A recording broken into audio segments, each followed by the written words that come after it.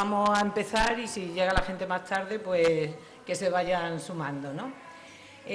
Ante todo, buenas tardes, muchísimas gracias por venir a este llamamiento que hemos hecho desde nuestra asociación Huelva por una Sanidad Digna, a esta charla en la que os vamos a informar un poquito de cómo está la situación en nuestra provincia, cómo estaba hace un año cuando empezamos con las movilizaciones, qué cosas han pasado y cómo va a ir evolucionando el tema. Vamos a hacer un recorrido sobre la situación sanitaria del país, de la comunidad autónoma y de nuestra provincia, para que más o menos nos hagamos una idea de cómo ha ido esto evolucionando. El sistema sanitario público español es un sistema con una calidad mundialmente reconocida.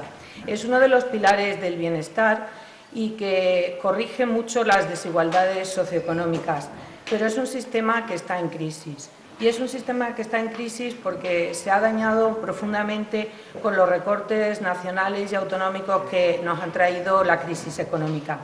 Además, es un sistema que está fragmentado en 17 sistemas de salud y entonces cada uno de ellos tiene una cartera de servicios diferente, una política de personal distinta, unas retribuciones diferentes, un gasto por habitante distinto y entonces eso, junto con el desánimo que tienen actualmente los profesionales sanitarios, hace que se encuentre en esta situación de crisis.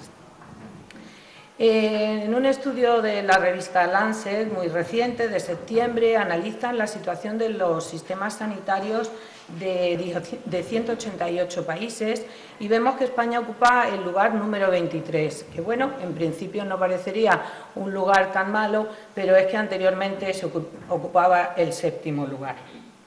La Federación de Asociaciones en Defensa de la Sanidad Pública hace todos los años un estudio comparativo de la situación de cada uno de los 17 sistemas de salud.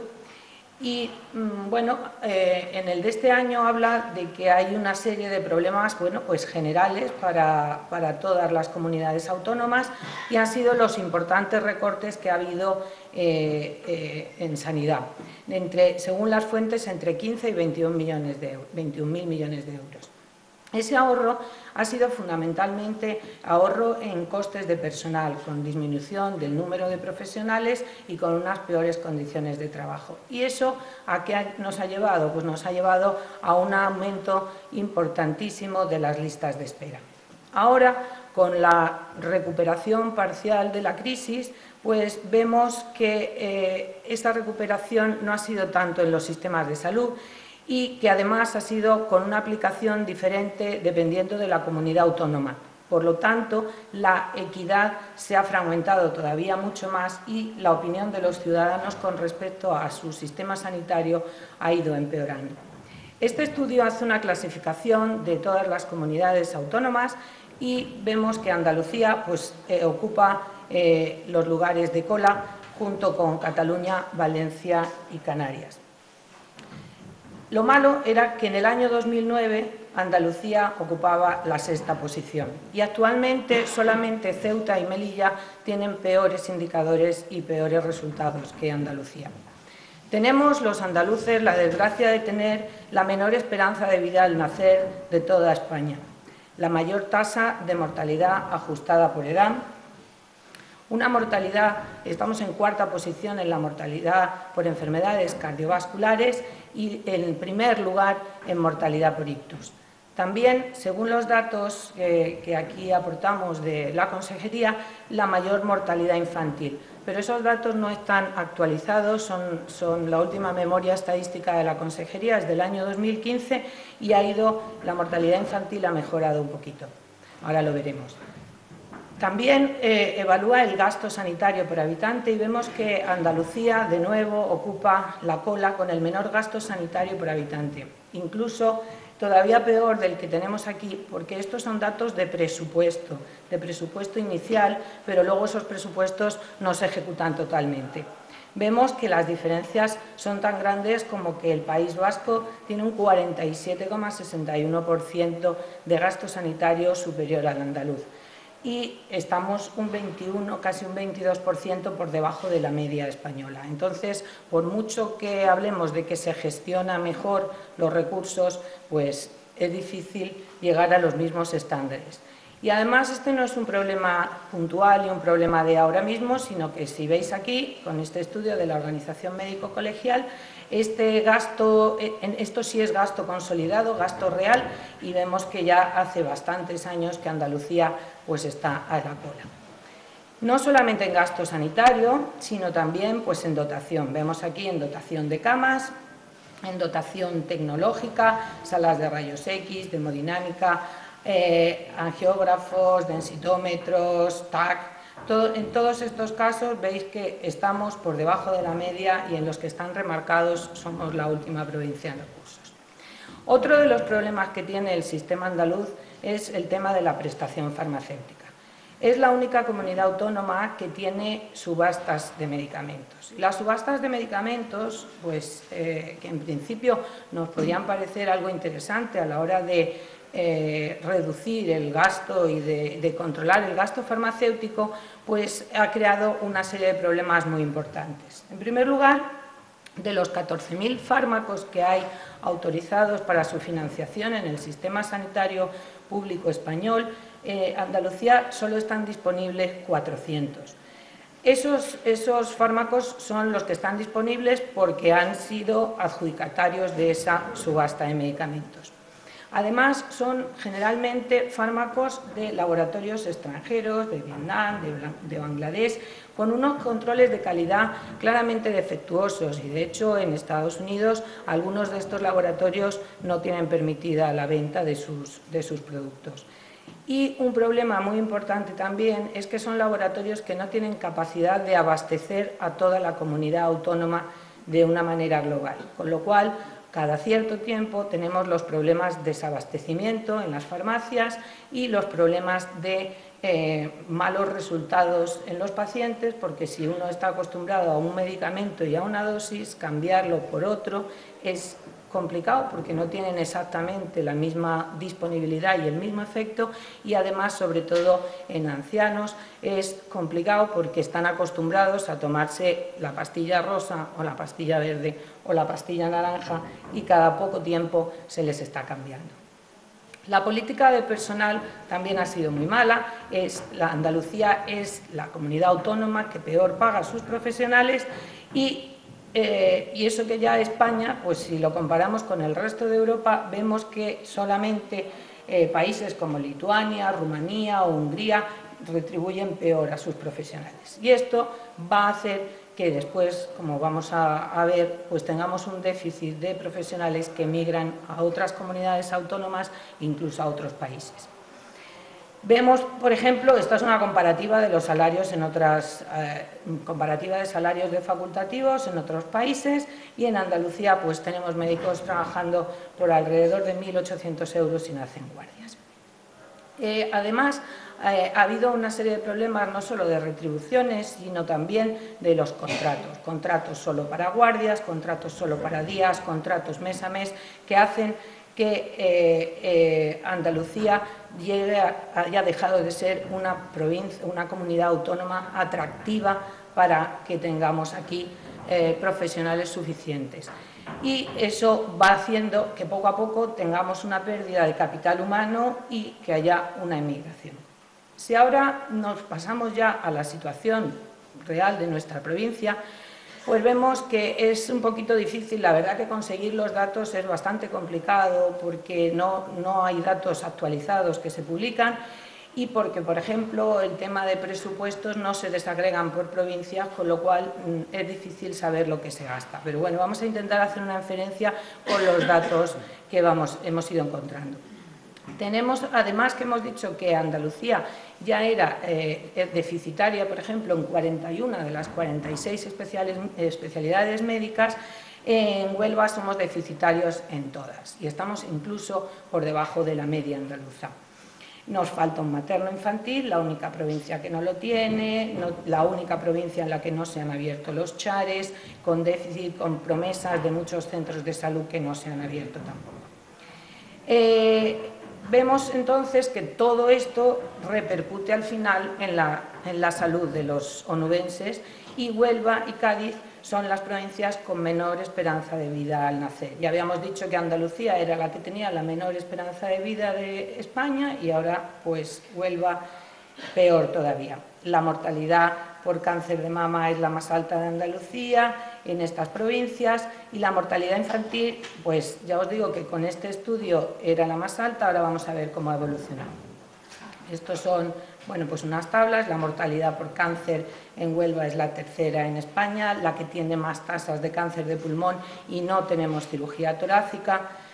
Y aquí vemos el tema que hablábamos de la mortalidad infantil. Durante unos años, sobre todo los años de la crisis más dura, la mortalidad infantil de Huelva prácticamente ha duplicado la mortalidad, veis aquí, 4,18 prácticamente duplicaba la mortalidad, la media española, y bueno, estaba también por encima de la andaluza.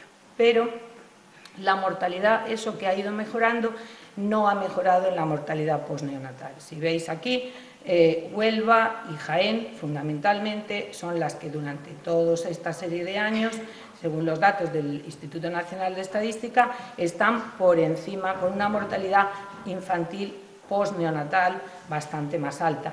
¿Y eso por qué? Bueno, pues nosotros pensamos que uno de los factores importantes es que esta mortalidad es la de los niños a partir de un mes de edad, de un mes en adelante, y Huelva no tenía UCI pediátrica, UCI en la que pudieran ingresar los niños con esta patología, con patologías graves, y entonces tenían que ser trasladados a Sevilla. Y bueno, pues entendemos que esa puede ser una de las causas por la que esta mortalidad postneonatal sigue siendo de las más altas de España. Aquí veis la esperanza de vida al nacer, pues lo que ya se ha hablado mucho, el triángulo Huelva, Sevilla y Cádiz, por encima, con una esperanza de vida al nacer mucho más baja que el resto de provincias andaluzas. Vemos los años potenciales de vida perdidos, que son años en los que, teóricamente, los años que se pierden por haber tenido una mortalidad más precoz. Por tumores. Vemos, por ejemplo, si vemos el apartado de personal y comparamos las provincias, si Andalucía fuera, la media andaluza fuera el 100%, pues nos damos cuenta que Huelva, veis ahí en rojo, pues está por debajo del resto de provincias andaluzas.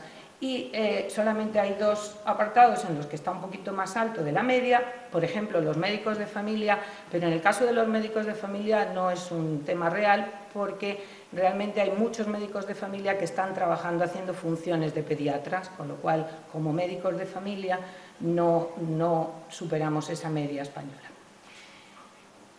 En camas, pues en camas, según estos son datos del Ministerio de Sanidad, vemos que solamente Almería está un poquito por debajo de la situación de las camas en Huelva. La Administración dice que las camas se van reduciendo porque cada vez los procesos necesitan menos hospitalización, pero sí es cierto que necesitan menos hospitalización en toda España y en todas las provincias, no solamente en Huelva. Y aquí apuntamos además que, por ejemplo, las 203 camas que se contabilizan como hospitales privados corresponden al Hospital Blanca Paloma, que ahora pues tiene poca actividad. En atención primaria no estamos nada mejor. Tenemos 126 centros, entre centros de salud, consultorios locales, etcétera. Pero el problema fundamental es que los médicos de familia tienen sus cupos sobrepasados. Las sociedades científicas estiman que para que la atención sea correcta, pues más o menos cada facultativo debe tener una media, no sobrepasar una media de unos 1.500 cartillas por cupo. Y bueno, aquí hay centros como por ejemplo en Cartaya o bastantes más que tienen más de 2.200. Y bueno, hay un déficit general de profesionales, sobre todo de matronas, de pediatras. La media, los niños andaluces, el 40% de los niños andaluces no son vistos en atención primaria por pediatras, sino por médicos de familia que hacen funciones de pediatra. Y en Huelva, pues de nuevo estamos peor, y el 60% de los niños no son vistos por pediatras.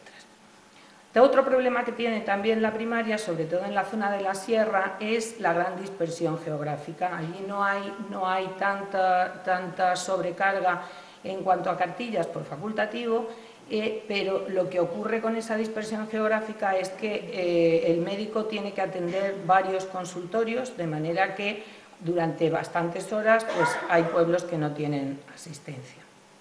En cuanto a las emergencias, la situación sí ha mejorado. Después de las manifestaciones hemos conseguido que en las sierras que no existían ningunos equipos preparados y dotados para la atención de las emergencias. Se habían prometido hace muchos años equipos del 061, 3 equipos en la sierra y no se habían montado, y hemos conseguido que se monten 2 en Naroche y en Aracena, y queda todavía pendiente el de Valverde. También hemos mejorado en el tema del transporte interhospitalario, porque antes teníamos para el traslado a Sevilla o para los traslados de pacientes críticos entre hospitales, teníamos solo una ambulancia que estaba compartida con la provincia de Sevilla, los fines de semana, los festivos y las noches. Entonces, trasladar a un paciente, a lo mejor de Juan Ramón Jiménez a la Infanta Elena, podía tardar más de 6 horas porque la ambulancia estaba haciendo un servicio en Sevilla. ¿Y cuál es la respuesta de la Administración a estos problemas? Bueno, pues han publicitado mucho el nuevo plan para renovar la atención primaria, y si os fijáis aquí en los datos para la provincia de Huelva, pues ese maravilloso plan que tanto se ha publicitado,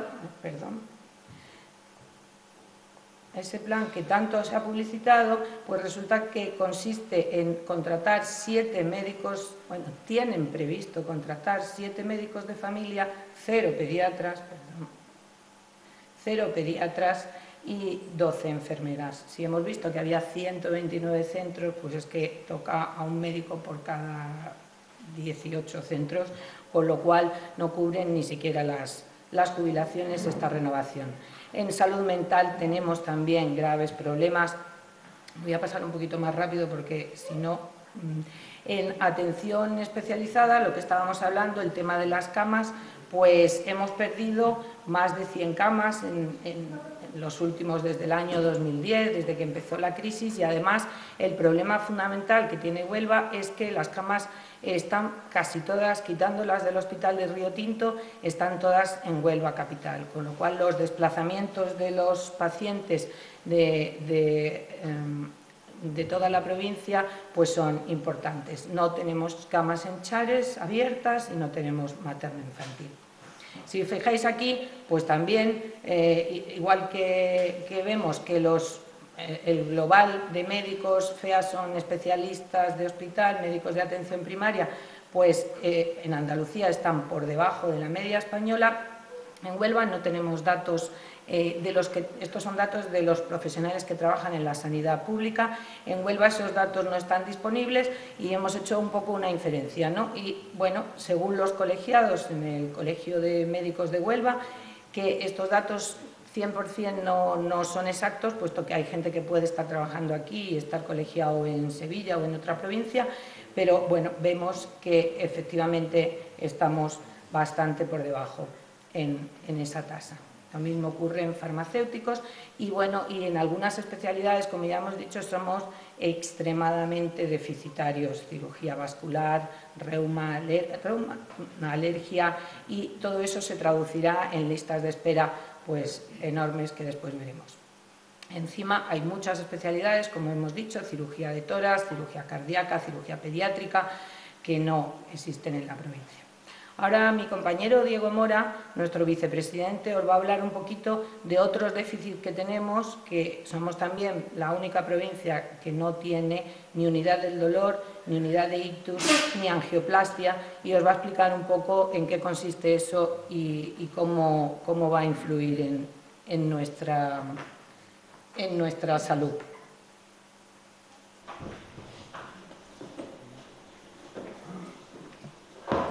¿Sí? ¿Qué tal? Bueno, yo soy Diego Mora, Paloma nos ha contado grandes números de cómo está la sanidad onubense, la andaluza, y yo quería hacer un poco medicina de trinchera. Yo voy a hablar desde el punto de vista de trabajo en críticos. Hago como 5 o 6 guardias al mes y mi último paciente lo he perdido hace 36 horas con un infarto. Y quería contaros con qué deficiencia nos encontramos en la medicina del día a día. Efectivamente, como ha dicho Paloma, faltan algunas especialidades, algunas se han quedado al tintero, pues no tenemos nutrición, tenemos unidad del dolor, no tenemos unidad, somos la única provincia que no tiene unidad de voz, que es muy importante para los otorrinos, no tenemos cirugía masilofacial, infantil, ni plástica, pero yo me voy a centrar en los críticos, en pacientes que pueden morir por algún déficit, que son lo que nosotros vemos en la UCI. Fijaros, por ejemplo, tenemos terapia electroconvulsiva, esto es el clásico electroshock, ahora tiene más indicaciones en medicina, y los enfermos con delirio que no responden a medicación se mueren con delirio y el cerebro se deteriora.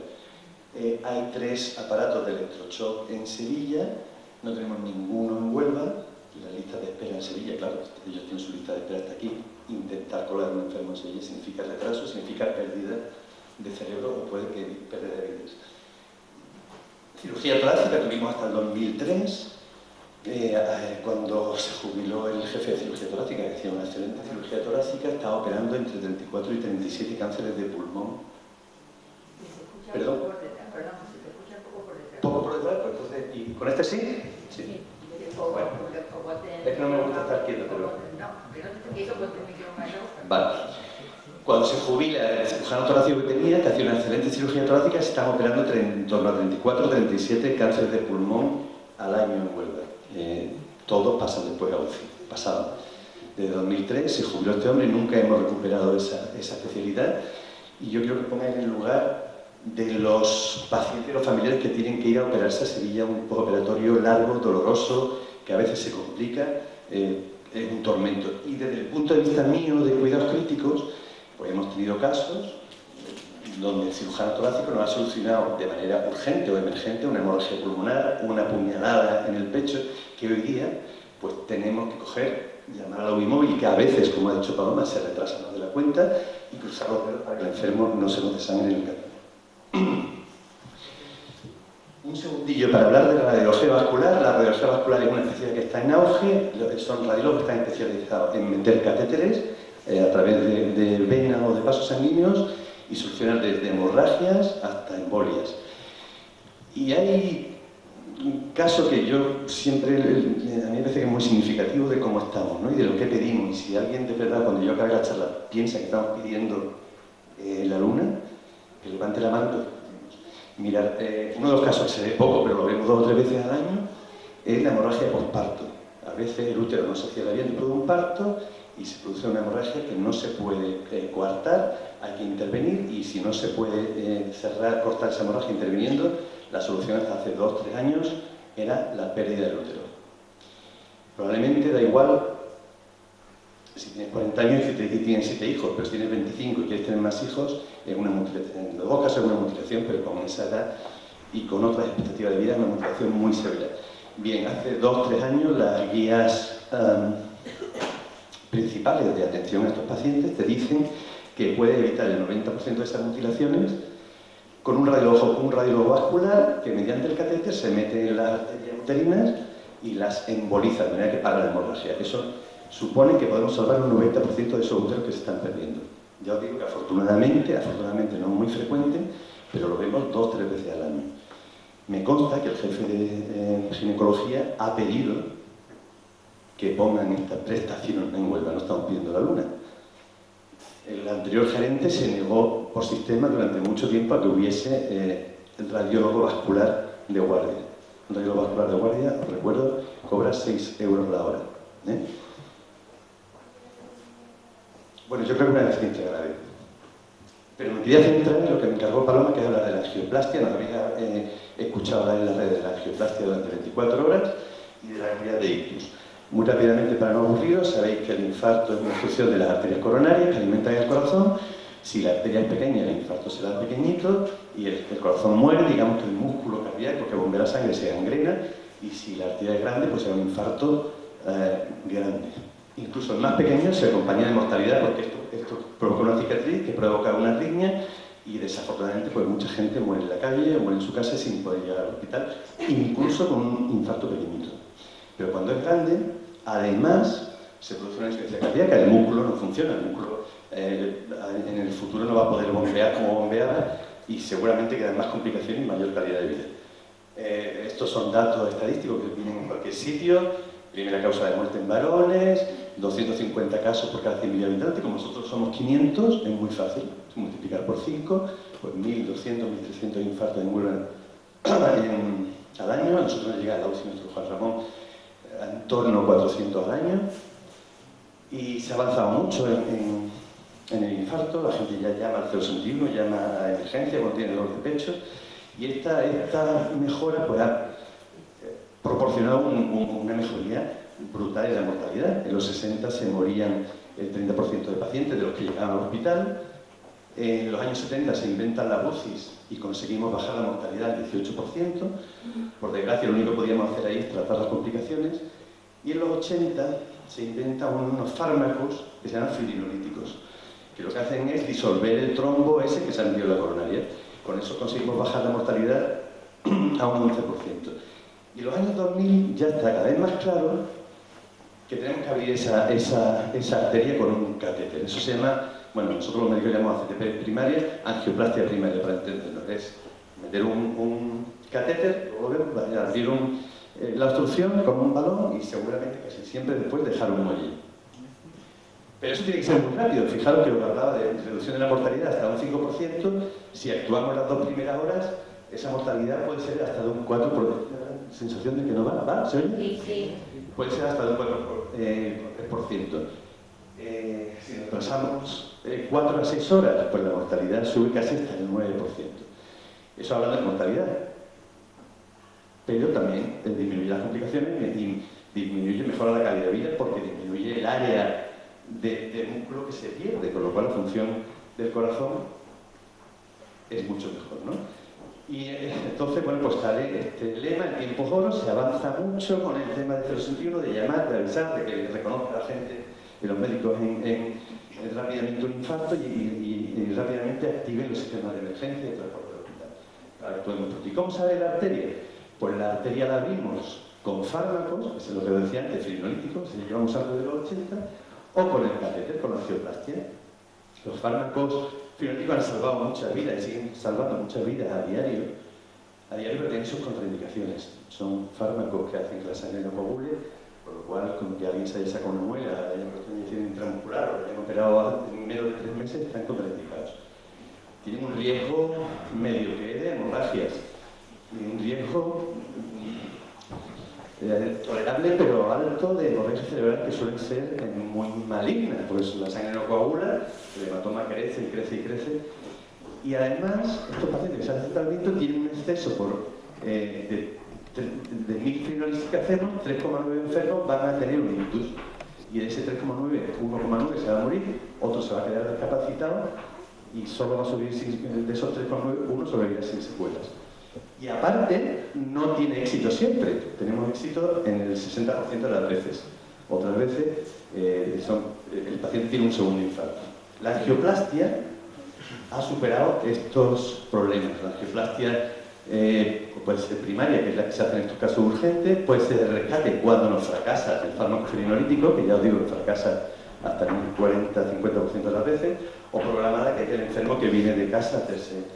Y ya, fijaros que hace 20 años ya salían artículos que nos decían que que la angioplastia primaria era el mejor tratamiento posible en un infarto agudo de miocardio.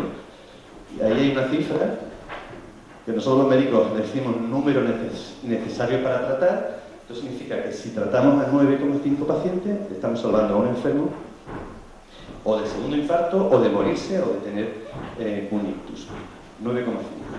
Eso era en 1998, los laboratorios de hemodinámica todavía están muy desarrollados y con los años se ha ido desarrollando la técnica, cada vez hay más laboratorios de cateterismo y ya la evidencia es muy fuerte.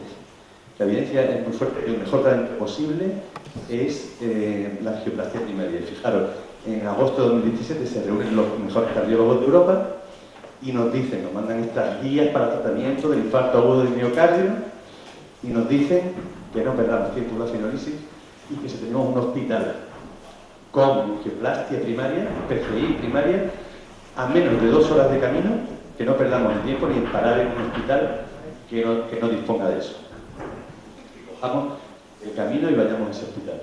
Le dicen a la gente de emergencia de 0 centímetros. Bueno, según esto, desde agosto del 17 estamos haciendo las cosas mal. Porque si estuviese aquí Inés, seguramente nos contaría que el tiempo hasta llegar a Sevilla es 1 hora. Es decir, ¿deberíamos mandar a todos los enfermos a Sevilla con un infarto? Eso sí, la carretera continuamente llena de ambulancias. Ya habéis dicho que hay 400 al año, son más de un infarto al día, solo en nuestra UCI. Hay que contar la de Tío Pinto y la de Santa Elena. Bueno, esto es un poco lo mismo. Y en noviembre del 17, antes de ayer, ¿qué hacemos? Pues hacemos fibrosis todavía. ¿Hacemos angioplastia primaria? Pues sí, la hacemos de 8 a 3, en horario de oficina, que es cuando los cardiólogos están en el hospital.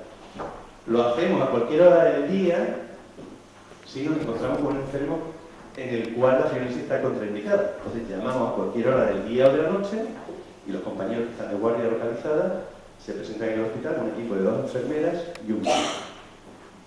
Y también hacemos una que se llama de rescate, que es cuando fracasa el tratamiento médico. ¿Vale? En la programada no tenemos ningún problema. Bueno, eso es lo que estamos haciendo ahora, 2 meses después de la guía europea. Me consta que ya se ha empezado a negociar con los cardiólogos el tema de cuándo van a empezar a hacerlo, porque yo creo que estamos perdiendo mucho tiempo. Creo que hay problemas de personal. Lo último que me contó antes de ayer a las 3 de la mañana un enfermero, el tema es que quieren hacerlo como yo digo muchas veces como la medicina cutre de Huelva. Quieren hacer que el personal de enfermería, que son 5 enfermeros, estén de presencia física, pues que son 5, que son 30 días que tienen que estar de todo, que son 30 días al mes, pues cada 2 o cada 3 días, eso es incompatible con una vida normal. Están discutiendo si el médico tiene que estar en el hospital o no, las 24 horas pendientes, y llama la atención porque siendo la mujer, incluso en la privada se llegó a anunciar la angioplastia de 24 horas, porque ese anuncio ha desaparecido ya. Le iba a hacer una foto para descansarla, pero ha desaparecido ya de la publicidad del hospital nuevo que había en Huelva. Todas las provincias andaluzas la tienen ya, salvo Almería, que también me consta que estaban negociando, porque la tenían hasta las 8 de la tarde. No sé ahora en noviembre cómo están, pero bueno, creo que está claro que no estamos pidiendo la luna, estamos pidiendo salvar el corazón. Y con esto acabo con el tema del infarto, y el ictus es un tema muy parecido. El ictus es lo mismo, una obstrucción de una arteria. El cerebro se queda sin riego y se gangrena, digamos. Bueno, muchos datos, la mortalidad, dicen los estudios españoles, que es de 27 por cada 100.000 habitantes. Paloma me ha informado en su charla que son 37 en Andalucía, ¿no? 37 por 100.000. En Huelva es muy fácil, es multiplicar 37 por 5. Los enfermos que perdemos todos los años. Porque tenemos más que la media andaluza. Más que la andaluza. Bueno, hay una diferencia importante y que es muy trascendente para ahora, cuando hablemos. Si yo decía que el infarto la causa es una obstrucción de la arteria coronaria, en el ictus un 80% es una obstrucción, pero hay un 20% que son hemorragias cerebrales. Cada una tiene un tratamiento distinto por una especialista distinta, ¿vale? Y fijaros de la trascendencia, porque solo un 20% de los pacientes, bueno, multiplicar 200 casos por 100.000 habitantes, en Huelva estamos hablando de entre 200 por 5, 1.000 pacientes al año, solo un 25% tienen una recuperación total, otro 25% muere y otro 50% queda con secuelas. Y esto sabemos que se puede mejorar, estos datos se pueden mejorar. Muy tarde, ya os contaba que hacemos fibrolisis en el infarto desde los años 80, en el cerebro dañado la tasa de hemorragia es mucho mayor y nos ha dado miedo siempre. A medida que se ha ido avanzando, hemos aprendido que ese riesgo excesivo de hemorragia cerebral compensa la vida salvada y el cerebro salvado. Y si empezamos en En los 80, hacer fibrosis en el infarto del miocardio, en el cerebro empezamos en los años 2000, tarde, 2004, 2005, hasta que la evidencia, las pruebas eran suficientes como para decirnos, venga, hazlo. Y además aprendimos que si en el infarto tenemos 6 horas para actuar con ese fármaco, en el cerebro solo tenemos 3 horas. Entonces, bueno, a partir de los años 2000, 2005, 2006, pues nos dicen las guías, haga usted fibrolisis. Y en Andalucía se pone en marcha el proyecto Placa, porque ¿cuál es el problema con el ictus? Porque la gente está muy concienciada con el infarto, cuando te duele el pecho, te empiezas a sudar y crees que te vas a morir, te está haciendo un infarto y llaman a hacer 61. Con el ictus los síntomas pueden ser leves o pueden ser vagos, o puedes pensar, bueno, esto es un mareo, una subida de tensión. Entonces en Andalucía en 2008 se intenta con un proyecto que se llama Placa, Plan Andaluz de accidente, tal, cerebrovascular agudo, que la gente reconozca los síntomas y que si reconoce los síntomas llame urgentemente, como llama con un infarto, al 061, a su hospital, a su sistema de emergencias. Se plantea incluso crea unos folletos donde se informa a la población. Yo no sé si esto ha llegado, no sé cuántos de vosotros tenéis la información de qué es un ictus, cómo se reconoce un ictus, que 4 preguntas. ¿Os ha llegado alguno? A ninguno. Bueno, pues parece que aquí hemos fracasado un poco. Se forma el personal que atiende los teléfonos de este sistema de emergencia de 061 y se le dice, si te llama alguien que dice, pues, y le hacen una serie le obligan a hacer una serie de preguntas. Si contesta esto es porque se le tuerce la boca, que no puede andar, que no sé qué, no sé cuánto. Amiga, esto es un ictus, manda una ambulancia urgente. Esto lo estamos hablando de 2008. Se protocoliza y se dice cuando el enfermo llegue, como solo tenemos 3 horas para actuar y salvar el cerebro, cuando el enfermo llegue al hospital, corra usted, haga el TAC en menos de media hora, tenga la analítica preparada y ponga el tratamiento antes de que pasen 3 horas. Y además recomienda o manda a organizar dispositivos asistenciales del hospital capaces de dar una atención de calidad a estos pacientes. Y esto es la unidad de ictus. La unidad de ictus, una unidad del hospital específicamente creada para estos enfermos y que baja un 17% la mortalidad. Un 17%. Y disminuye un 25% las secuelas graves de estos enfermos. Fijaros, yo creo que son datos importantísimos. Y es curioso porque no solo baja la mortalidad de los ictus, a los que se le ha puesto este tratamiento que empezamos a hacer en el 2000, ¿no? El de la fibrolisis, sino a todos los enfermos con ictus, incluso los hemorrágicos, incluso a aquellos a los que no se pone tratamiento porque llegan tarde. Incluso en ellos baja la mortalidad y baja las secuelas. ¿Y cuál es nuestra pequeña historia en Huelva? Pues mirad, ya en 2006, 2007, 2008 empezamos a ir a los congresos y la gente nos decía, bueno, ¿qué tal? ¿Cómo nos va con la fibrolisis? Todavía no lo hemos puesto en marcha. ¿Cómo lo habéis puesto en marcha? Hemos tenido un conflicto importante entre el gerente anterior y los neurólogos, donde durante mucho tiempo nosotros claro que presionábamos porque esto había que hacerlo, porque estaba claro, pero no llegaba a un acuerdo de cómo iban a ser las guardias, de quién se iba a quedar de guardia, cómo se iba a implementar estas recomendaciones. Y en 2009 tuvimos los de la gente de la UCI, perdón. Tuvimos que dar un paso al frente y en 2009 hicimos la primera fibrolisis y a partir de ahí seguimos. Y hemos seguido haciendo entre 14 y 20 fibrolisis todos los años. Con bastante éxito, con las complicaciones que dicen en la literatura, complicaciones tremendas. Si sangra una cabeza que tiene un ictus, esa hemorragia es muy grave, muy urgente y con un pronóstico malísimo, pero cuando pones en la balanza el riesgo del beneficio, pues está claro. De hecho, en 2010 incluso conseguimos poner de acuerdo, ese es mi jefe de la barra, era un sabio, conseguimos poner de acuerdo a los neurólogos, los radiólogos, hicimos una guía hospitalaria de qué hay que hacer con el enfermo minuto a minuto según llega por la puerta de los minutos.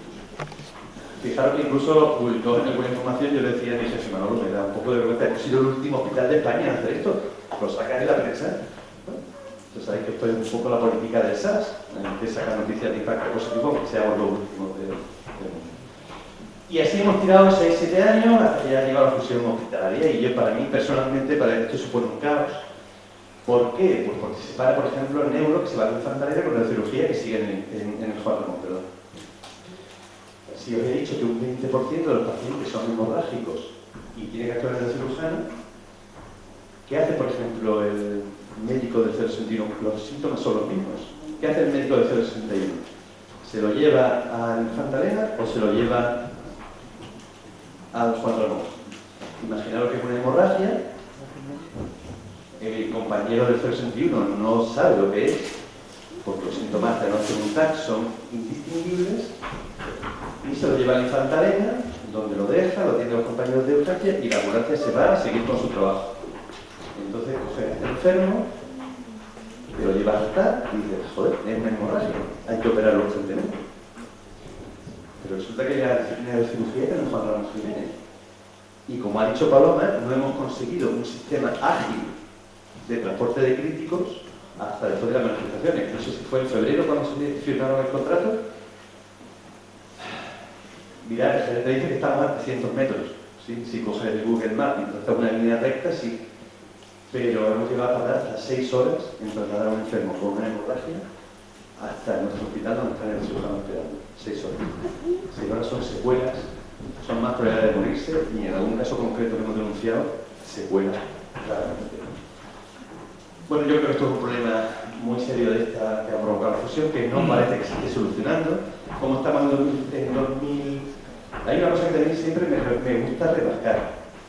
Cada vez que nosotros trasladamos a un enfermo crítico, la probabilidad de morirse en la ambulancia es un 2%.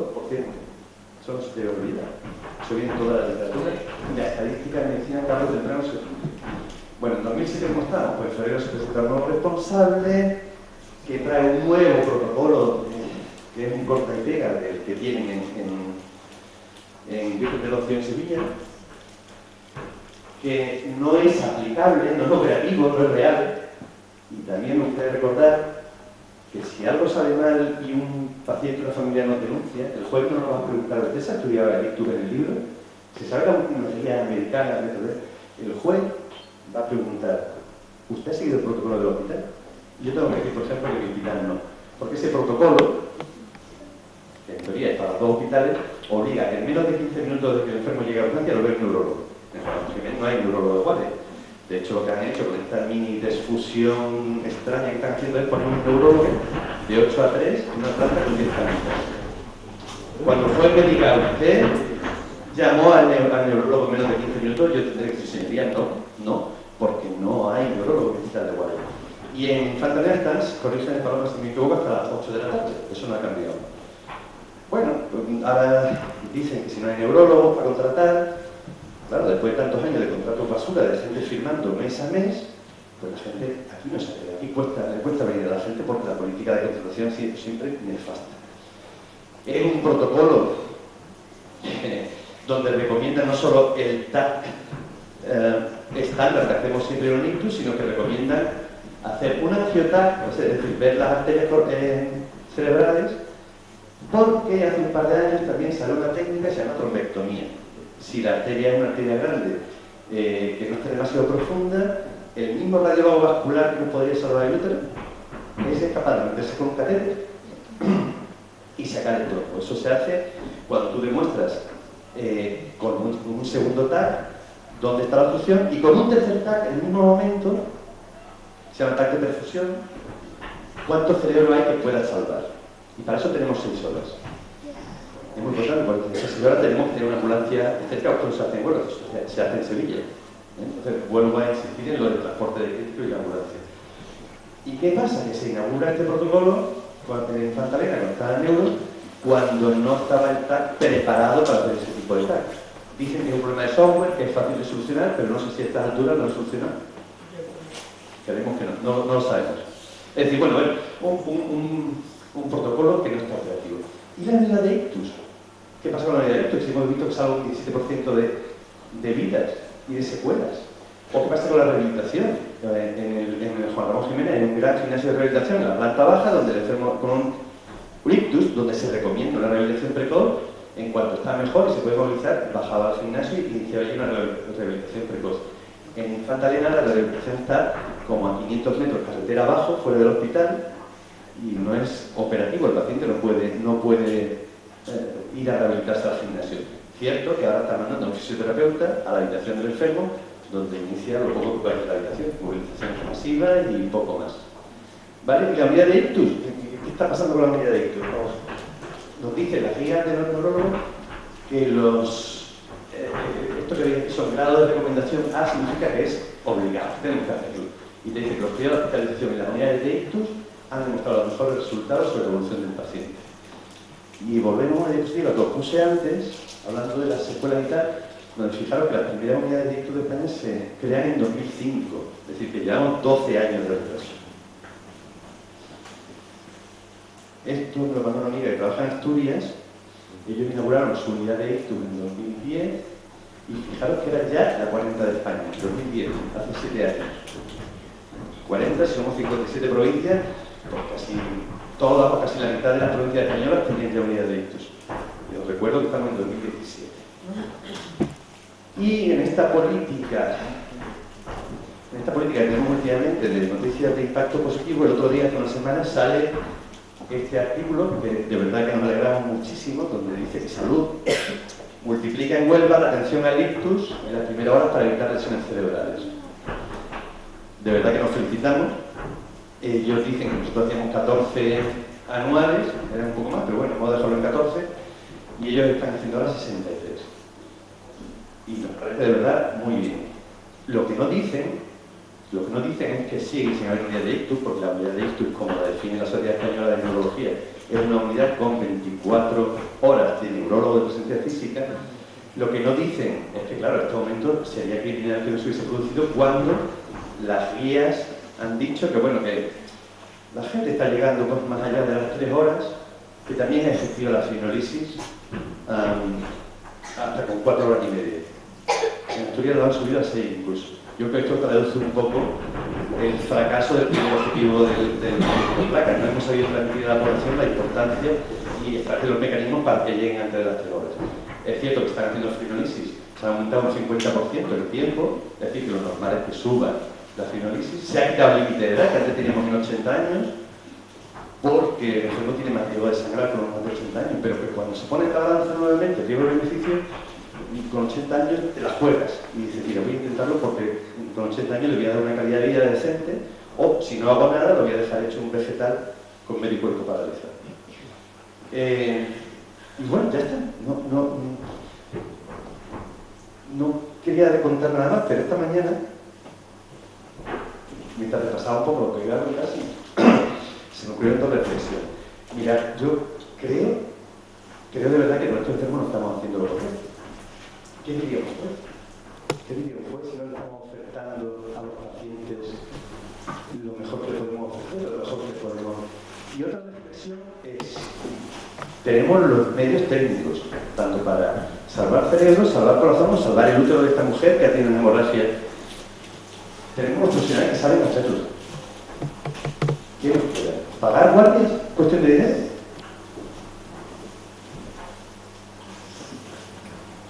Entonces la pregunta es, ¿cuánto vale un útero? ¿Cuánto vale un corazón?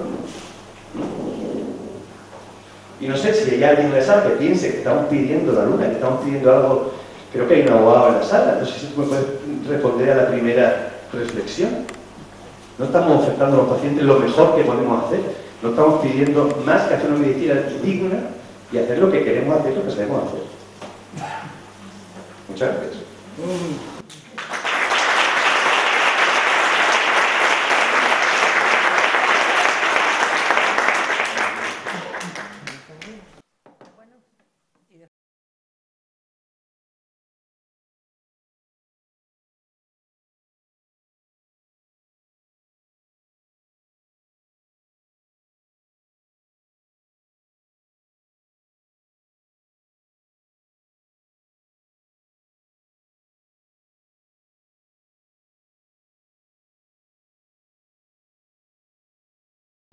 Bueno, pues después de esto que nos ha contado Diego, que creo que no sé si todos conocíais, pero que es de una gravedad muy importante, pues otra de las déficits muy importantes que tenemos en nuestra provincia es el materno-infantil.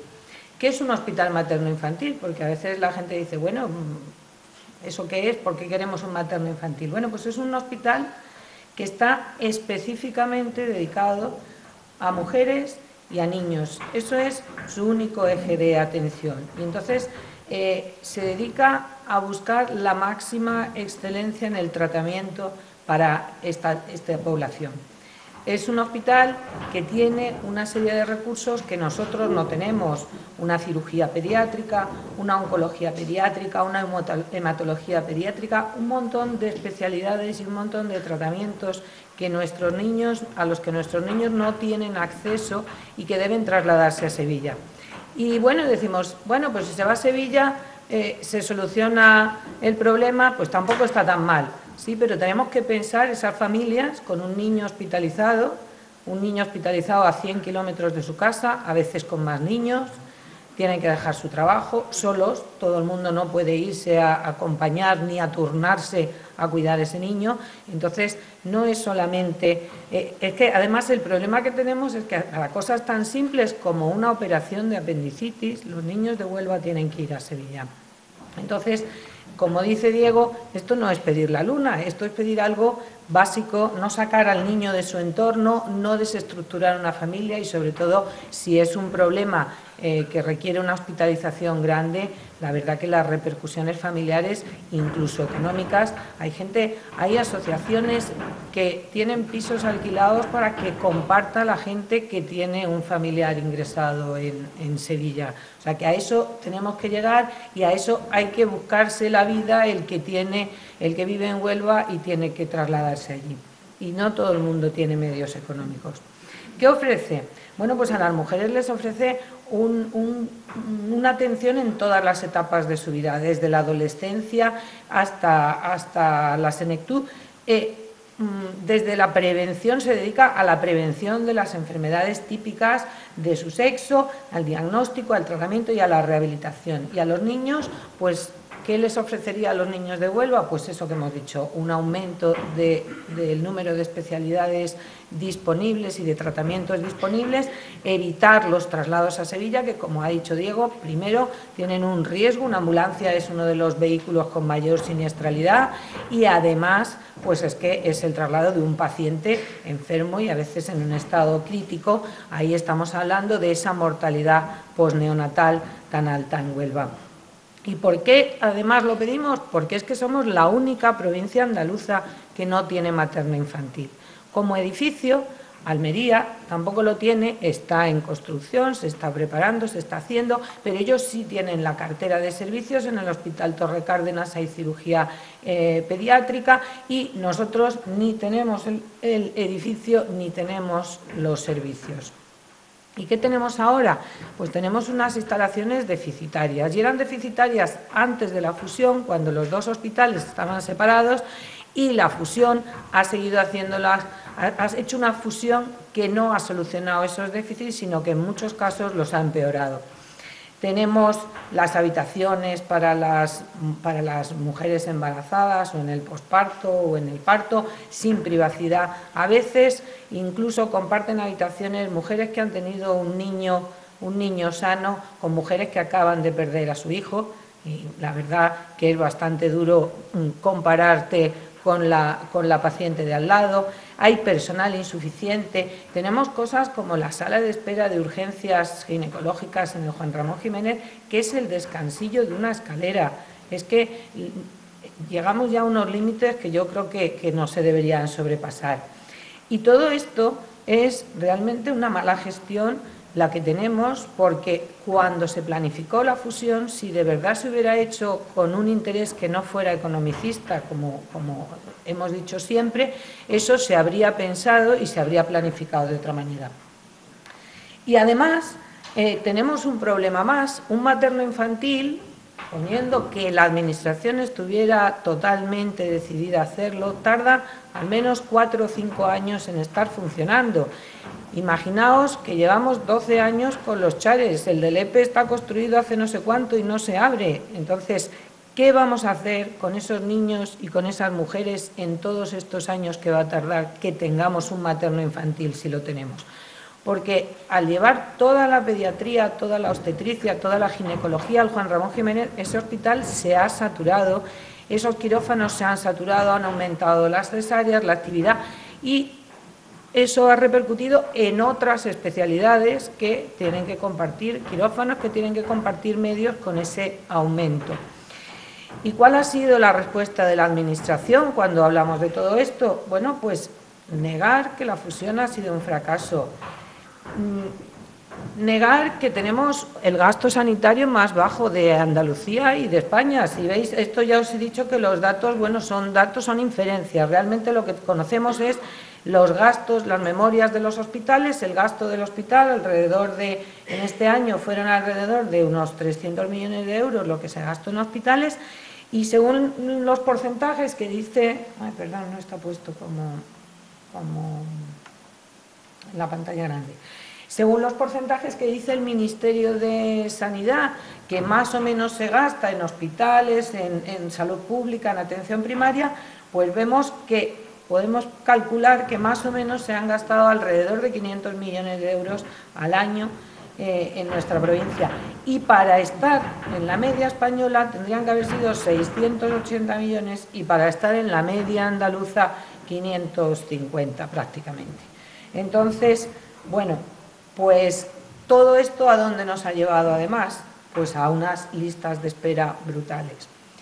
El SAS, en su política de intoxicación mediática, pues ha vendido que nuestras listas de espera son mejores que en el resto de España. Pero es que esos datos tienen un truco. Comparan las cifras de nuestras listas de espera en el mes de junio, que son las más bajas del año, con la del resto de comunidades autónomas en diciembre, que han aumentado mucho con el parón vacacional del verano. Excluyen además un montón de especialidades como la nefro, como todas estas que os pongo aquí, que no están incluidos en lo que ahora hablaremos en el decreto de garantías, y entonces esas especialidades, que algunas tienen hasta 2 años de demora, no están incluidas en sus datos de lista de espera. Además hablan de demora media. La demora media no es la demora real que un paciente espera. La demora media se calcula, por ejemplo, en una intervención de cadera, la demora media se calcula el paciente que lleva 1 año en lista de espera con el que ha ingresado de urgencias, se ha roto la cadera, ingresa de urgencias, se le opera al día siguiente o al otro, demora media 6 meses. No, la demora media serán 6 meses, pero los pacientes no esperan habitualmente 6 meses. Después hacían una trampa que denunciamos el año pasado y se ha corregido, que eran los pacientes transitoriamente no programables. Teníamos en Huelva 2.000 pacientes que se suponía que estaban esperando operarse, pero no querían operarse. Nosotros dijimos que, hombre, un porcentaje puede haber, que coincida que en esa fecha no puede, que tiene algún problema, que tal, pero 2.000 pacientes, eso no era real y se ha demostrado que no era así. Han desaparecido muchísimos pacientes de las listas de espera. Ha habido, de hecho, un documento que se publicó en la red, en la intranet del hospital y que después se retiró cuando se denunció. Se hizo lo que llamaban la amnistía cardiológica, y era que a los pacientes que llevaban más de 6 meses esperando ser vistos por un cardiólogo se les quitaba de las listas de espera, punto. Así, tan claro como eso. Y esos pacientes no se les avisaba. Todos los que venían de la Infanta Elena, cuando se fusionaron los hospitales, se quitaron de la lista de espera. Y lo dice ese documento que se colgó en la intranet y del que vamos a hablar después. Y después, cuando acabó el concierto con la Blanca Paloma, todos los enfermos que se estaban viendo en la Blanca Paloma, pues se quedaron en un limbo porque el SAS no sabía si necesitaban o no revisiones y los pacientes no tenían por qué saber que la Blanca Paloma no estaba funcionando. Con lo cual, todos estos datos de los que vamos a hablar, ya veis que tienen un montón de pegas. ¿Qué pasa? Pues que si tenemos falta de especialistas, como los anestesistas, aquí veis, esta es la media de anestesistas en Huelva con la media andaluza, pues si no tenemos anestesistas suficientes es imposible corregir la lista de espera quirúrgica. Y el SAS han hecho 3 planes de choque, llevamos ya por el 3er plan de choque contra las listas de espera y ahora veréis los resultados y bueno, han bajado en primera consulta. Se pusieron a aumentar las primeras consultas, pero esas primeras consultas ocasionan unas intervenciones quirúrgicas, ocasionan unas pruebas complementarias que se solicitan y que, como ahí no se han puesto recursos, la lista de espera ha pasado de estar en la primera consulta en las otras, con lo cual no se soluciona el proceso del paciente. Los datos, además, están muy mejorados gracias al Hospital de Río Tinto, porque ahora veréis la diferencia entre unos y otros. Y lo que se ha demostrado, además, con todos estos resultados, es que las provincias de la fusión, como son Granada y Huelva, han sido las que peores resultados en lista de espera han ofrecido este año. O sea que cuando decíamos que la fusión no era buena para Huelva, pues se acaba siendo demostrado por los datos ahora. Y todas las soluciones que han intentado darles han sido planes de choque de los que vamos a hablar, y es que el problema de Huelva no es un problema puntual, es un problema crónico que llevamos muchos años arrastrando. Y entonces, si contratamos profesionales para 2 meses o si intentamos hacer una solución de la lista de espera en 2 meses, cuando estos señores terminen su contrato, la lista de espera se volverá a disparar. ¿Y cómo se han solucionado o cómo se está intentando solucionar estos problemas que ahora os vamos a dar, estos datos de las listas de espera? Pues se ha solucionado diciéndole a los anestesistas, que ya hemos visto que son muy pocos, que tienen que trabajar, además, por las tardes, además de su jornada normal y además de sus guardias, tienen que trabajar por las tardes, voluntariamente, por las tardes y los fines de semana. Los anestesistas y los radiólogos. Si resulta que tenemos a la gente trabajando en esas condiciones, en vez de contratar personal suficiente, cada vez los hospitales de Huelva van a ser menos atractivos, porque nadie va a querer venir aquí a trabajar en semejante situación, cuando los contratos y cuando ya hemos visto que hay comunidades autónomas, incluso provincias, en las que se les trata mejor. Ese documento que decimos de la atención a la ciudadanía, ese documento el sindicato SASE lo denunció, lo llevó a la Fiscalía y denunció a la Fiscalía ese problema de esas listas de espera esos pacientes que se habían amnistiado, de este incumplimiento del decreto de garantías, y la Fiscalía dijo que primero antes de que ellos tomaran cartas en el asunto, primero tenían que hacerse una reclamación al SAS, que se hizo y que por lo visto sigue pendiente de respuesta. Esa es una de las cosas que nuestra asociación quiere llevar a la vía judicial. Como hemos dicho, finalizó el concierto de la Blanca Paloma en el 2015 y nos prometieron que eso se iba a compensar contratando 83 profesionales y abriendo una planta o 2 en el Vázquez Díaz. Ni lo uno ni lo otro. Y de ahí pues vienen estos resultados. Y vienen que en primera consulta, que ha mejorado mucho, si os fijáis, el año pasado teníamos 68 días, cuando la media, cuando anteriormente la media andaluza era 52, estábamos muy por encima. Bueno, pues efectivamente en primera consulta ha mejorado, pero ahora esas listas de espera se han trasladado a las intervenciones quirúrgicas, que antes del complejo hospitalario estaban en 58 días y ahora pues estamos en 102, prácticamente el doble. Y en las pruebas diagnósticas, si os fijáis, pues como os he enseñado antes, Granada y Huelva son las provincias que tienen más. Y además de estos días, que con todas esas pegas que hemos puesto antes en esos datos, además es que todos estos datos son sumatorios, porque primero esperamos la primera consulta, después esperamos las pruebas diagnósticas y después esperamos la intervención quirúrgica. Y si no hay intervención quirúrgica, lo que no tenemos datos es cuánto esperamos para volver al especialista a recoger los resultados de todas esas pruebas que se nos han hecho. Y bueno, ya que os preguntamos si alguno de vosotros ha esperado solamente esto, pues bienvenido sea. Estos son la evolución desde que empezó el complejo hospitalario, desde el año 2014. Aquí la fusión empezó antes, pero con papeles, y los movimientos más gordos fueron a partir del 2014, pues pasan unas cosas que nos llaman mucho la atención. Bueno, por lo de la lista de espera quirúrgica, pues está claro, han aumentado los pacientes, aumenta la demora. Pero fijaros, en primera consulta, que se han reducido los pacientes y que se ha reducido el número de días de demora, resulta que ahora tenemos más pacientes que sobrepasan el plazo máximo. Yo no sé explicarlo. Y lo mismo nos pasa con las pruebas diagnósticas. Resulta que tenemos casi la mitad de pacientes esperando a pruebas diagnósticas y ahora tienen mayor demora, y encima más gente sobrepasando los plazos. Bueno, pues habíamos invitado al delegado de salud, habíamos invitado a los gerentes por registro, con papeles, a que vinieran aquí a debatir con nosotros y a hablar todos estos datos y a comentarlos y a explicarnos su proyecto, y desgraciadamente ni siquiera nos han contestado disculpándose o diciendo algo al respecto.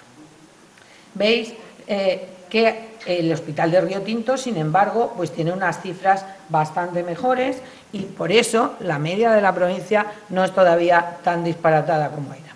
Esto sí que es muy importante, yo creo, a todos como pacientes, y creo que esto necesitamos que lo difundáis y que todo el mundo de Huelva lo conozca. Los decretos de garantías. Desde el año 2001, el Servicio Andaluz de Salud publicaron lo que se llaman los decretos de garantías, y son unos decretos de garantía de asistencia en unos plazos determinados. Y si ese plazo se sobrepasa, los pacientes pueden solicitar al Servicio Andaluz de Salud que se les opere o que se les hagan las pruebas complementarias que sean o que se les atienda en consulta en cualquier otro hospital del sistema sanitario público, y si tampoco se pueden cumplir los plazos, en un hospital privado pagado por el Sistema Andaluz de Salud. Entonces, sabiendo eso, ¿cómo esperamos meses y meses una cita? ¿Cómo esperamos? Porque la gente no lo sabe. Y entonces, aquí os voy a enseñar los datos del decreto de garantías y os vamos a pedir a los que estáis aquí y que lo difundáis y os vamos a hacer una propuesta a ver qué os parece. Para primera consulta, la demora no puede ser mayor de 60 días. Todo el que espera más de 60 días es porque quiere o porque desconoce realmente que este es su derecho. Para los procedimientos diagnósticos son 30 días y para algunos procesos, como aquí tenéis, cáncer de útero, tal, estos son los plazos. Para las intervenciones quirúrgicas, el decreto de garantía tiene 2 plazos. Para las más frecuentes, los procesos más frecuentes, 120 días. El plazo máximo, 180 días, 6 meses. Cualquier persona que espere más de 6 meses está perdiendo el tiempo cuando, si no tiene recursos, que es lo que está pasando, que cada vez está más gente buscándose la vida en la sanidad privada, el que no tiene recursos puede reclamar al SAS su derecho. Estos son. Entonces, vamos a promover desde la asociación una campaña de reclamaciones. Queremos difundir a todos los onubenses, a toda la provincia, a todo el mundo, que sepa que este es su derecho y que tiene que reclamarlo si no quiere seguir esperando. Entonces, necesitamos voluntarios. Granada ha hecho una propuesta que queremos hacer nosotros extensiva también de voluntarios, pedir voluntarios a los que les vamos a explicar cómo funciona el decreto de garantías, cómo hay que hacer la reclamación, cómo hay que hacerlo, dónde hay que ir, qué cosas hay que pedir, en qué circunstancias hay que estar. Y una vez que esas personas estén formadas, queremos montar unas mesas informativas en las puertas de los centros de salud, en las puertas de los hospitales, dependiendo del volumen de voluntarios que tengamos, y pondremos y anunciaremos tal día. Todo el mundo que no sepa qué es lo que tiene que hacer, que no sepa dónde tiene que ir, cómo reclamar, daremos los modelos, porque esto llevamos ya desde el año 2001, existen los primeros decretos de garantías que se han ido sumando con el tiempo. Entonces, bueno, eso es lo más importante. Os vamos a pedir que, por favor, pues si vosotros tenéis tiempo y podéis, si tenéis interés, pues contactéis con nosotros, nos dejéis vuestro teléfono, nos dejéis vuestros datos e intentaremos hacer esos grupos y que lo vayáis difundiendo a vuestros amigos, a quien quiera colaborar con nosotros, porque esto es muy importante. Esto va a permitir que, si hay reclamaciones, tengan la necesidad de contratar gente, de ampliar los servicios y de que de verdad tengamos la atención que nos garantiza la ley.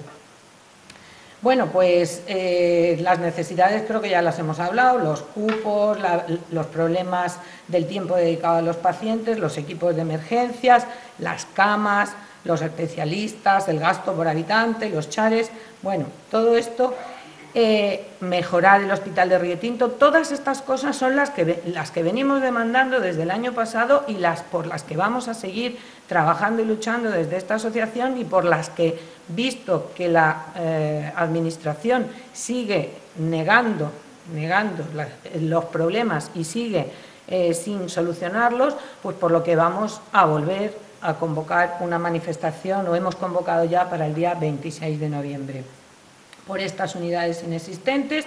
Y realmente, como dice Diego, no pedimos la luna, pedimos ser como el resto de los andaluces, que ya hemos dicho que son los que están peor de España. O sea, que es que no estamos pidiendo nada del otro mundo, estamos pidiendo ser como el resto de los andaluces. Y por ello, pues se creó nuestra asociación, porque queríamos recuperar esos 2 hospitales completos, porque queríamos la atención que Huelva y los onubenses merecían. Esta es la manifestación que hubo en Granada el año pasado y que dijimos, bueno, ¿y ellos se mueven por su fusión y nosotros no? Y entonces, ¿qué hemos hecho? ¿Qué ha pasado desde entonces? Bueno, pues un montón de provincias andaluzas y han ido viendo que ellos también están en esa situación deficitaria. Granada, entre concentraciones y manifestaciones, llevan 12. Yo no sé si vosotros lo sabéis, porque la publicidad, desde luego, es relativamente pequeña. Y habéis visto que esa manifestación, que no es la más numerosa que hubo en Granada, son muy multitudinarias. Hemos hecho 4 en Huelva, vamos a por la 5ª, 3 en Málaga, una concentración y una manifestación en Jaén, otra en Algeciras, ha habido 3 en Sevilla. Y esto no cambia. Creamos nuestra asociación, hemos hecho 4 denuncias al Defensor del Pueblo, por el tema de la atención al ictus, por el tema de la atención al infarto, por el tema de la atención materno-infantil, por el tema de las urgencias y las emergencias en la sierra, y estamos pendientes de que nos contesten. De hecho, el Defensor del Pueblo, en algunos casos de estas demandas, de estas denuncias, nos ha contestado diciendo: volvemos a pedirle a los hospitales información porque se la hemos pedido y no nos han contestado, ni siquiera no contestan al Defensor del Pueblo, no atienden a la gente en la calle, no cumplen las sentencias, porque la desfusión, hay una sentencia del Tribunal Superior de Justicia de Andalucía que anula la orden de fusión, y seguimos, hace poco salió en la prensa, con 24 unidades fusionadas todavía. Entonces, ¿qué más cosas hemos hecho? Nos hemos reunido con partidos políticos, les hemos solicitado, llevamos desde el mes de abril, todos los días, quitando en el verano, todos los días se ha pasado por registro una carta a la consejera de Salud, a la gerente del SAS y a la presidenta de la Junta de Andalucía, pidiéndole una reunión con nuestra asociación, que tiene más de ya prácticamente 3.000 socios, y no nos contestan. Se han reunido, hemos tenido la mala suerte de que las únicas veces que nos hemos reunido con los gerentes del SAS, nos reunimos con el señor Aranda y lo cesaron a los pocos días. Nos reunimos con don Mariano Marín y lo cesaron a los pocos días. Y ahora nos convocaron a una reunión hace muy poco tiempo, para hoy o para ayer, la gerente del SAS en Sevilla. Le dijimos que por favor, que Huelva tenía la entidad suficiente como para que hablar de su sanidad se hablara en Sevilla, en Huelva en vez de en Sevilla, y la cita se ha anulado. Vinieron a inaugurar las obras del Juan Ramón, de los quirófanos de la Infanta Elena, y ni siquiera nos llamaron. O sea, que es obviar esto, obviarnos aquí cuando le hemos dicho: vengan ustedes a discutir con nosotros los datos, vengan a explicar, vengan a enseñarle a la ciudadanía que mentimos, porque es lo que han dicho en múltiples ocasiones, pero no han querido venir. Estas son fotos del 27 de noviembre, del 15 de enero, del 12 de marzo, del 23 de abril. Las 4 manifestaciones, que no decimos nosotros, lo han dicho los medios, han sido las más multitudinarias en la provincia de Huelva, incluso más que las del Recreo, incluso del calibre o más que la de la universidad. Y si no hubiéramos protestado, fijaos cómo estamos, ¿dónde habríamos estado? Es que hubiera sido ya terrible. La traumatología iba a estar en el Infanta Elena y la pediatría y la obstetricia en el Juan Ramón. El accidente de tráfico de un niño o de una embarazada, ¿dónde iba? Como está pasando con el ictus, el paciente neurológico, virgencita, virgencita, que si me llevan al Juan Ramón lo mío sea quirúrgico, o si me llevan al Infanta lo mío no sea hemorrágico, porque es que si no, a ver qué es lo que hacemos. No teníamos cardiólogo en el Infanta Elena y siguen pasando cosas como que el paciente con un infarto se llevaba al Juan Ramón Jiménez, se le hacía la angioplastia y se devolvía al Infanta Elena, donde no había un cardiólogo para seguirlo. Bueno, es que vamos a seguir consintiendo eso. Eso, por lo menos, se ha conseguido ir parando. Lo de la ambulancia, el Juan Ramón Jiménez sin neurólogos, estas cosas las hemos conseguido parar la debacle, porque es que íbamos cuesta abajo y sin frenos. Hemos conseguido la ambulancia, la UCI pediátrica. La UCI pediátrica y la reanimación postquirúrgica. Bueno, son dos unidades que hemos demandado y que eran muy importantes, pero es que nos han hecho una UCI pediátrica y una reanimación postquirúrgica que llamamos nosotros bonsai. Vamos a ver, si hay 10 camas de UCI neonatal para los niños desde que nacen al mes y 3, que son las que nos han hecho nuevas para decir que tenemos una UCI pediátrica para niños desde el mes hasta los 14 años, ¿eso es una UCI pediátrica bonsai o es una UCI pediátrica bien dimensionada? Hemos conseguido, como hemos dicho, los puntos delta, los puntos de atención de urgencias y emergencias en la sierra, 2 de los 3 que estaban prometidos en el Plan Andaluz de Urgencias y Emergencias. Hemos conseguido que este verano en Matalascañas se pusiera un delta y no se quitara el que había en el condado, que era lo que se hacía antes. En vez de aumentar los recursos en verano para cubrir Matalascañas y esa zona, pues lo que se hacía es que se quitaban del condado la unidad que había allí. Hemos conseguido frenar las secas, eso fue ya algo que nos llamaba muchísimo la atención. Iban a solucionar las urgencias y emergencias con una ambulancia en la que no iba a haber médico.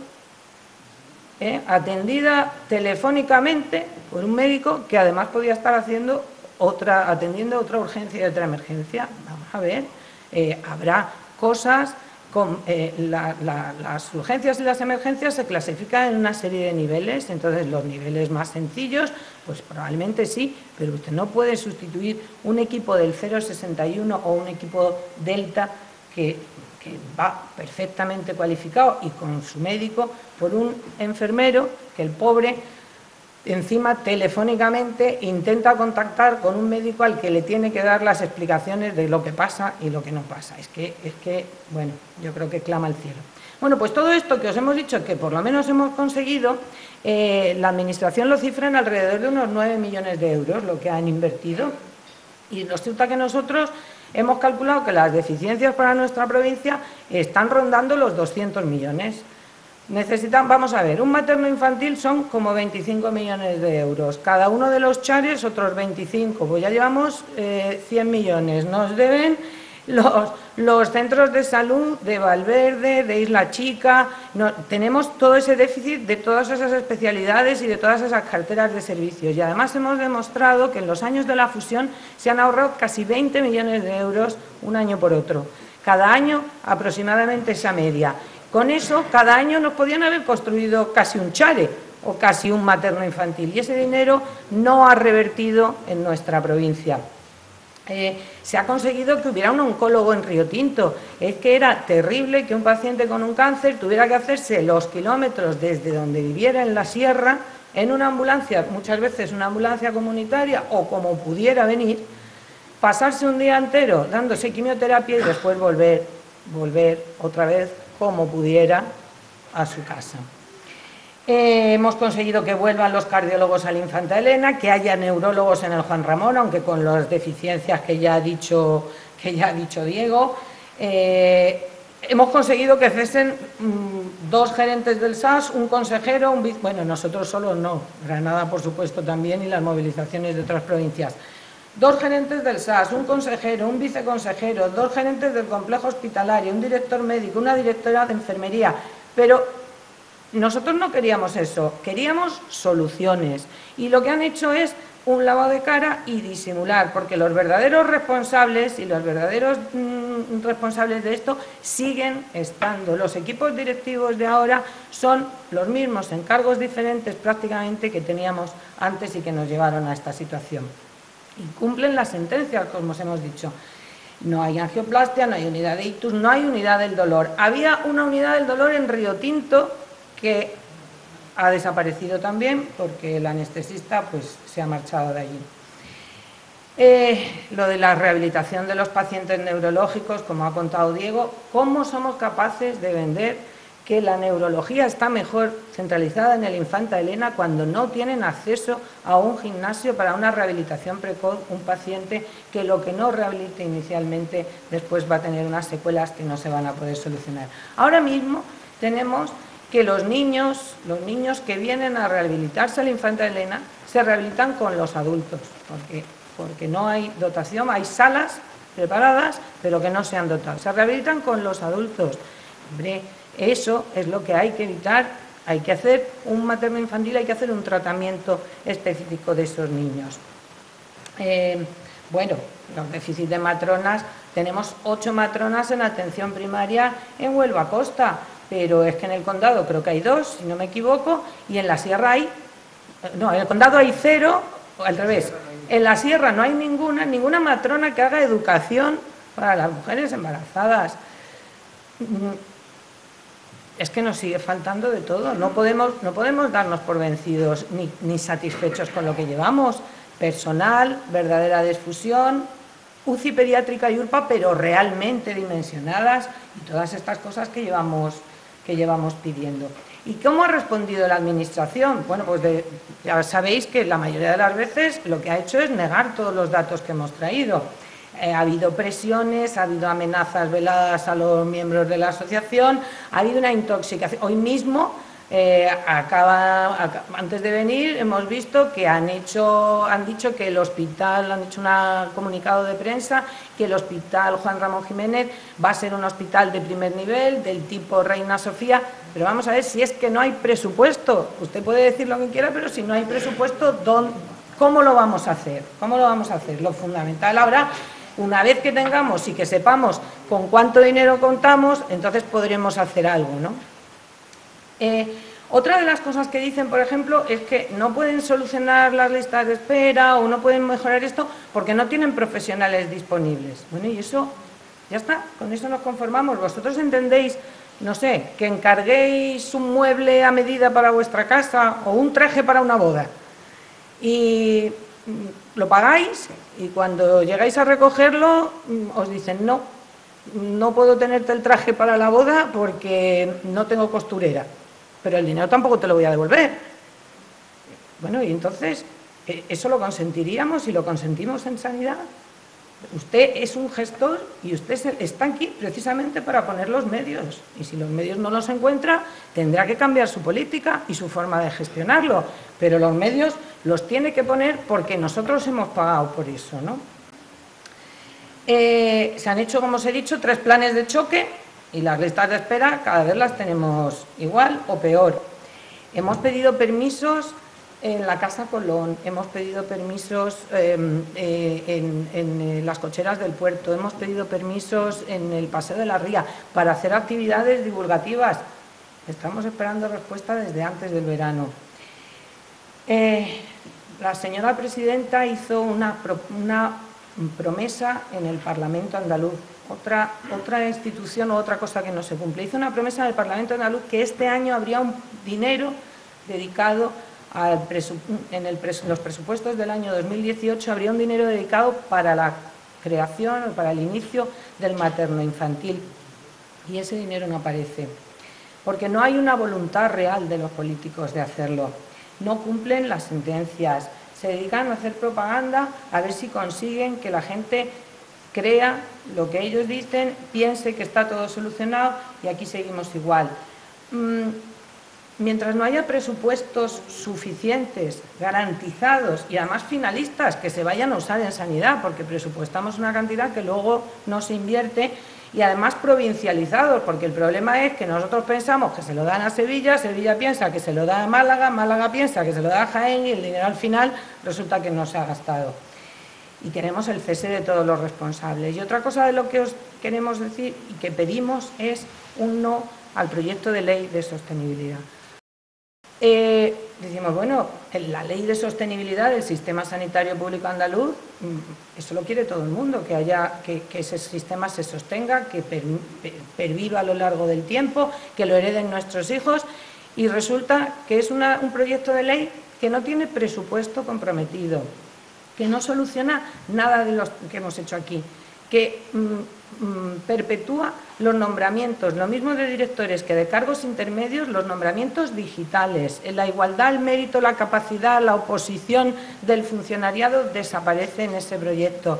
Las unidades de gestión clínica intercentros que permiten fusionar unidades en vez de fusionar hospitales, entonces ¿dónde vamos? No hemos dicho que no lo queremos los ciudadanos, no hemos demostrado con los datos que efectivamente esas fusiones no funcionan, ¿cómo de tapadillo nos las quieren meter en esa ley? Entonces, bueno, pues vamos a luchar y a pedir, en el Parlamento hemos pedido, ya nos reunimos con los portavoces de Sanidad de los diferentes partidos y, bueno, el PSOE no acudió, y hemos pedido reunirnos con los líderes de todos los partidos y pedirles y exigirles desde la ciudadanía que ese proyecto de ley tal y como está no salga adelante. Hay que despolitizar la sanidad, hay que conseguir que los cargos sean por mérito, por capacidad, y tenemos que gestionar mejor y que la inversión sea realmente lo que necesitamos. Fijaos en este proyecto de ley de presupuestos para que veáis que es que la voluntad, el SAS tiene para el año que viene presupuestado 9.000 millones de euros. Educación 7.000, en deuda, que debemos casi lo mismo hay de deuda que de total de presupuesto, o sea, debemos casi el presupuesto de la Junta de un año, en deuda se pagarán o se destinarán este dinero. Pero es que, fijaros que hemos dicho que para Huelva hacían falta, para dejarnos estupendos, pues sobre 200 millones, y fijaos lo que se gasta aquí, ¿no? Y en la administración paralela. La administración paralela y la deuda se llevan un presupuesto similar al del Servicio Andaluz de Salud. Nos hemos estudiado las 500 y pico páginas que tienen esos presupuestos buscando el materno-infantil. Le hemos escrito a doña Susana Díaz y le hemos pedido que nos diga dónde está. Esta es la presentación que hace la Junta de las infraestructuras que van a hacer, que tienen previstas en esos presupuestos. Y para Huelva, se habla del materno-infantil de Almería, que os decía que se estaba construyendo. Del Huelva no aparece. Para Huelva en sanidad es la terminación de los quirófanos del Infanta Elena, que están aquí, y el inicio del centro de salud de la Isla Chica. Y no hay nada más. Y lo habían prometido la presidenta en sede parlamentaria. Entonces, bueno, pues realmente lo que esperamos es seguir teniendo el apoyo de los ciudadanos para seguir luchando por esto, porque no pedimos la luna, y bueno, y que de verdad la Administración se comporte como servidores públicos, que son lo que son, y vuelvan a hacernos ser como el resto de los andaluces. Y bueno, os pedimos también que intentéis difundir y colaborar con nosotros en todo lo posible. El mercadillo solidario vamos a hacer el día 16 para intentar conseguir fondos precisamente para esto que os hemos comentado de las denuncias y de las demandas, que ya eso sí que requiere tener un poquito más de presupuesto del que tenemos, y por supuesto que el día 26 pues vengáis a la manifestación que vamos a convocar de nuevo para seguir luchando por esto. Y muchas gracias a todos por vuestra atención, y si de verdad alguno de vosotros pues queréis participar en el grupo de voluntarios, lo mismo los que están ayudándonos ahora para difundir todas estas cosas, para organizar las actividades, como para este nuevo proyecto del decreto de garantías, pues si queréis a la salida a nuestros compañeros de la mesa les dais vuestros datos. Y muchas gracias, y si queréis un turno de preguntas de alguna cosa, pues aquí estamos a vuestra disposición.